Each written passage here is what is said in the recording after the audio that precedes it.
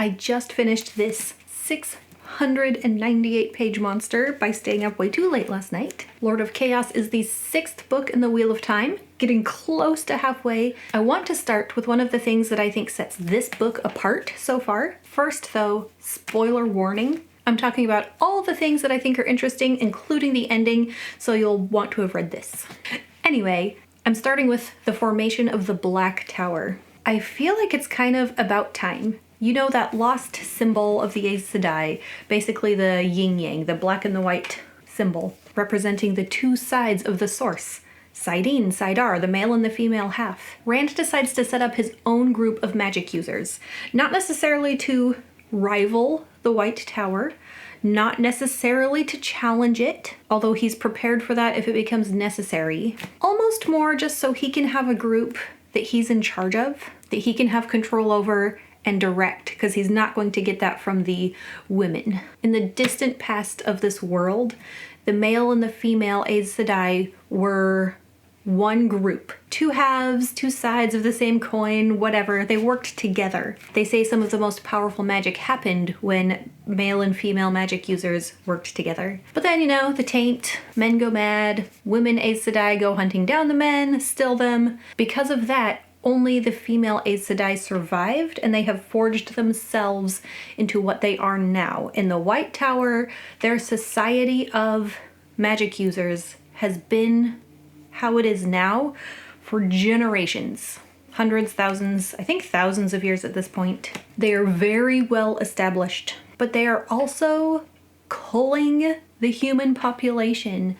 They're culling the ability to channel out of the human race. They hunt down, or at least the Red Aja does, and still any man they can find who has the ability to channel, and those men don't usually survive, and so there's no chance to breed more of them.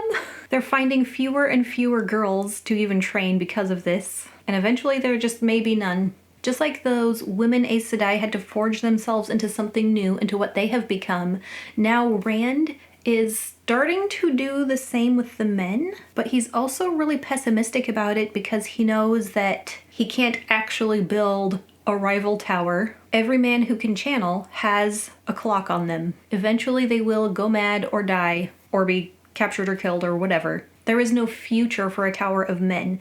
The only reason he is building it right now is to challenge the Dark One. Whatever the thing is called at the end that they're working towards. Armageddon something. I know that's wrong, but I think it's close. I can't look up what it's called because I'll get spoilers. That's been a little difficult. This is such a long series. I've been reading it over the past 3 or 4 years. Sometimes I forget stuff. There's so many characters, a name will come up and I'll be like, oh, who's that? And I want to look it up. But that is a dangerous thing to do when you're trying to avoid spoilers. So the event at the end where they must face down the Dark One, that is Rand's goal with building this group of male Aes Sedai. But he's not calling them Aes Sedai because he's reforging them into their own thing. He decides to still have ranks that they can earn, but he calls them his own things. Soldier, then dedicated, then Ashaman. But he doesn't have time to train them. He's got too much to do. He's the dragon reborn. So he pulls in Mazrim Taim,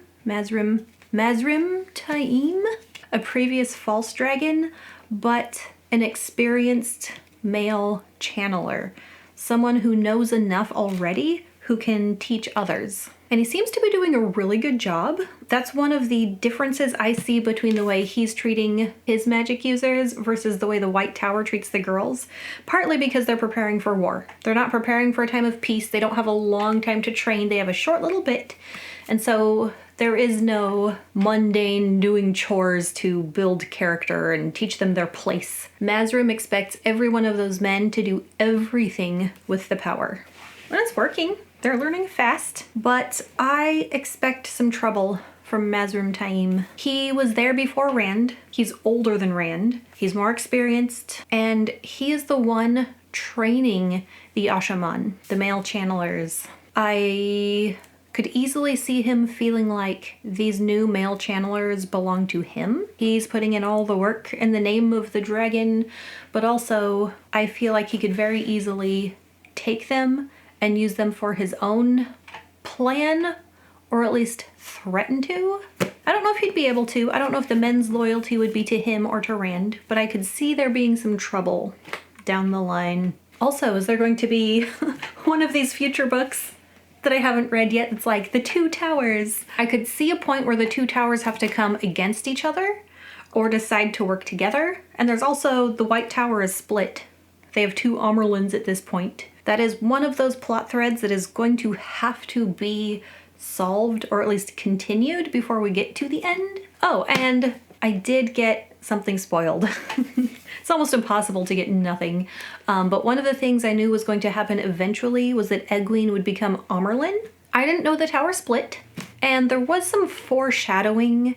Egwene had had that dream, the way that some of the Aes Sedai were talking about who they could get who would listen to them and obey them. And I think you're kind of supposed to think that they want Moiraine. Moiraine and Egwene are off doing their own thing there with Rand. And it might have been nice to suspect that it would be Egwene and then be proven right, rather than to have it spoiled. But since there was enough foreshadowing that I should have been able to guess, it wasn't the worst spoiler. Just one of those things where, as the reader, you're so annoyed because the experienced, powerful Aes Sedai, the ones who are politically maneuvering, they want the young, inexperienced leader that they can control and direct. But I don't think they took into account that strong Two Rivers blood. Egwene's having none of it. She's going to do everything she can to do what she knows to be right and not let those older women manipulate her if she can help it. I do think she's a good choice just in general, besides being able to stand up to the older Aes Sedai,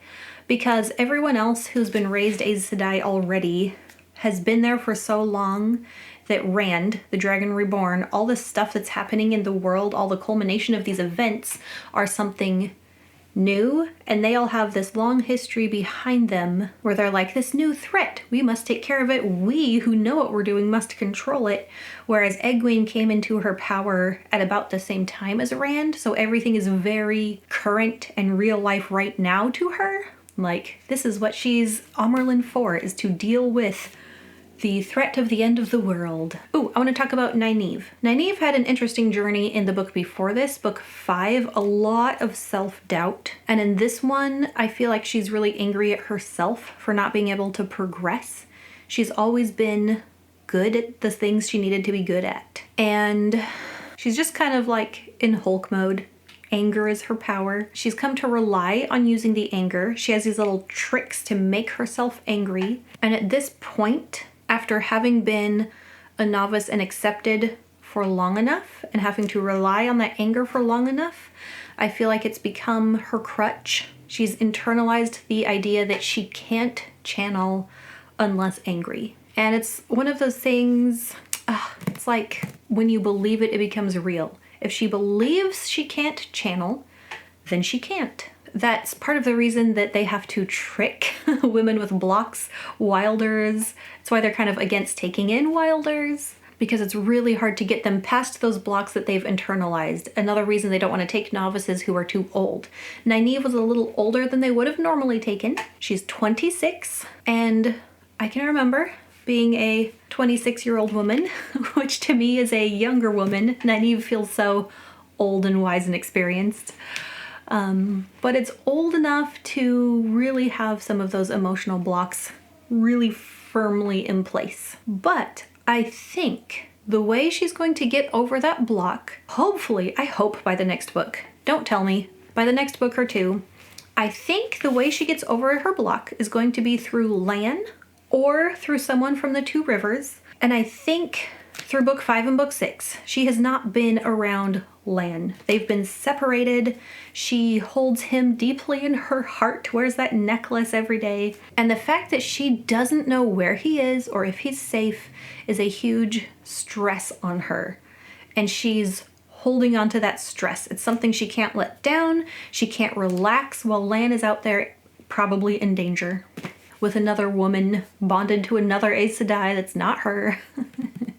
And I feel like having him come back, being reunited, and being able to release that stress, especially if she gets to bond him and be secure in the fact that they don't have to be separated again, I feel like relaxing that stress could also just let her get over that block to her channeling. Or my other theory for getting over her block is if someone she cares about, whether Lan or someone from Two Rivers, is in danger and she's the only one who can save them, and she has to channel through some other emotion like fear, or has to channel without thinking. I could see that being possibly one of the girls that came from the Two Rivers. She always felt so responsible for the people of Emond's Field. She was the wisdom, they were her responsibility, and now those young girls like Egwene have left home to come be trained. I don't know. I'm not good at guessing things in future books, but I could see that being a thing. Not everyone got... I say everyone. Not every one of the original characters from Emond's Field got a good character arc in this one. Egwene got to go the highest. I think Matt probably got the least. He's just kind of continuing on the way he was. I hope he gets some more character progression in the next book or two. He does pick up a boy on the way. He doesn't seem like that fatherly type of figure, but he wasn't just gonna leave him behind. Oliver or whatever, Oliver. Most of Perrin's main arc seemed to be in book 4. We didn't see him at all in book 5, and now in book 6, it seemed like his biggest thing was he has to be there for Rand, and he's having some marital issues with Fael. The romance in this is so frustrating. I've heard other people complain about the same thing. If the characters would just talk to each other, they'd solve so many things. And so it's like manufactured character friction. I don't know why Barrelane is following Perrin around. It seems weird. If I were Fael, I wouldn't like that. If I were Perrin, I wouldn't be letting Barrelane touch me at all.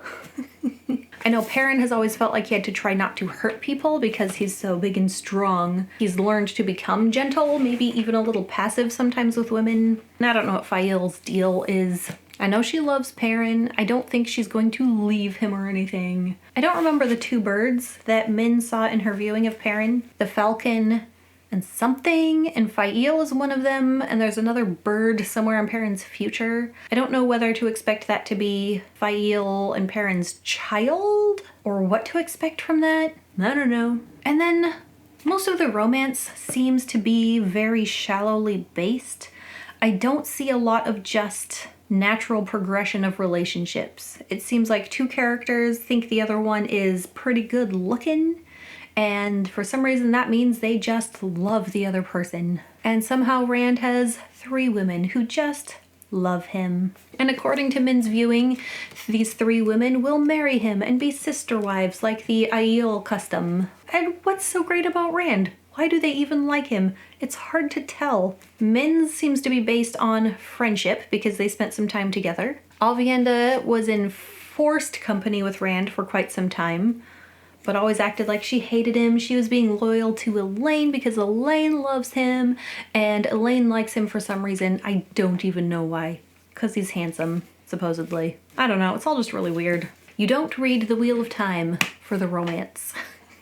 I would really like to see more gays get some freedom finally. Maybe it's too much to ask for someone in her position for a queen of the land. She's never going to be as free as someone who's not royalty, but I'd like to be able to see her break free of all the people trying to use her and control her. I'd like to see her come back and take up her queenship, and Elaine can continue to be Aes Sedai for a much longer time. Or she can go retire into the countryside and live happily ever after and let Elaine be queen. I don't know.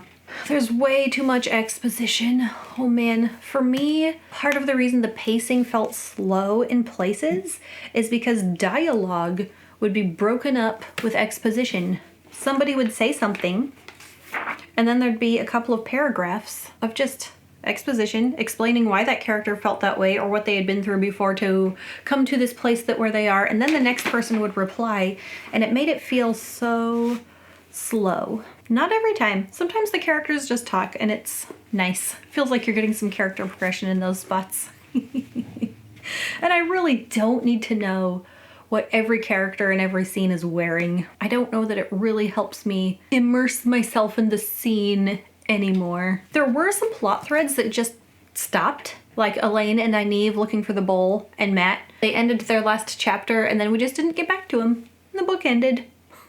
When you have a series that's this long and you have so many plot threads woven through, there's going to be some that just take multiple books. It is kind of interesting how, from the beginning, the Emmons Fielders leaving home to the end, what I assume will be the battle with the Dark One. I'll be surprised if it's not. Like that being the A to B point, how much other stuff is crammed in there. The ending, though, chasing off the Shido, I thought that was a really good way to show how powerful the male channelers were, while also showing why the female Aes Sedai take oaths against using their magic in battle, except against dark friends or whatever. They were able to just rip through the Shido Aiel really brutally, and showing Perrin and Rand kind of being sickened over the thought, like, what are we doing? It's a good way to show that more power isn't always better, or being more powerful isn't the same as being more moral, but Rand is going to use them anyway. He even said he's going to use his friends, he's going to do whatever he has to do to beat, what's his name? Shaitan. And then taking oaths. The first 9 Aes Sedai swore fealty to the Dragon Reborn and the world was changed forever. Ooh, I'm really interested to see how that goes in the next books. Yeah, the first 9. So there may be more. We'll see. More story awaits. If you've read past here, don't tell me what happens. And if you haven't read past here, tell me what you hope happens. And happy reading.